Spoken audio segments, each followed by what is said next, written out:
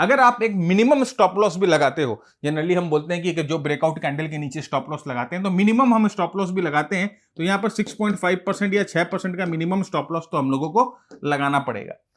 अब आप अगर मिनिमम 3:1 का रिवॉर्ड रिस्क रेशियो चुनते हो, अगर आप सोचते हो कि ठीक है चलो मैं इस ट्रेड में कम से कम 3:1 तो कमाऊं, तो आप सोचो 3:1 कमाने के लिए आपको अपने रिस्क का 3x जो है वो कम से कम बनाना पड़ेगा। यानी कि यहां पर कम से कम 19 से 20% की मूवमेंट जब आएगी तब आपका 3:1 बनेगा।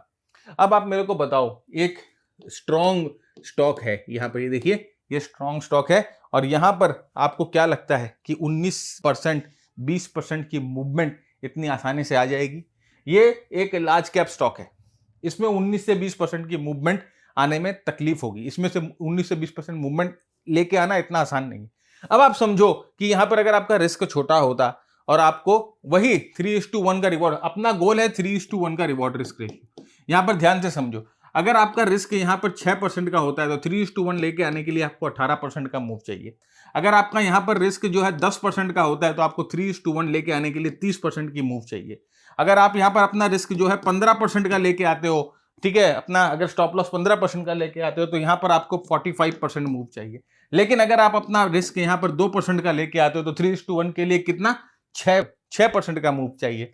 अगर आप यहां पर अपना रिस्क 1% का लेके आते हो तो आपको 3:1 के लिए सिर्फ 3% का मूवमेंट चाहिए। तो अब आप बोलो कि 3% 6% अटेंड करना इजी है कि 18% 30% अटेंड करना इजी है?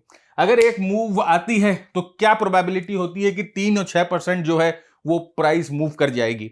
ये ऑब्वियस है, क्योंकि हम जानते हैं कि 6% 3% प्राइस जो है वो मूव करना फिजिबल हो सकता है, that is very much possible. लेकिन आप एक मूव चाह रहे हो 18% का, एक मूव चाह रहे हो 40% का, तो वो मूव आना थोड़ा सा अनफिजिबल हो जाता है।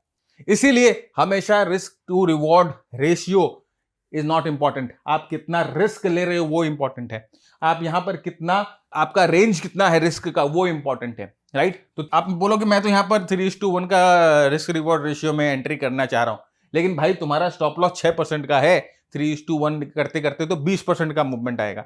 तो आपको क्या करना है, you don't need to chase this move, right? Just wait, एक पुल बैक के लिए वेट करिए, एक कंसोलिडेशन के लिए वेट करिए, मार्केट मौका देगा।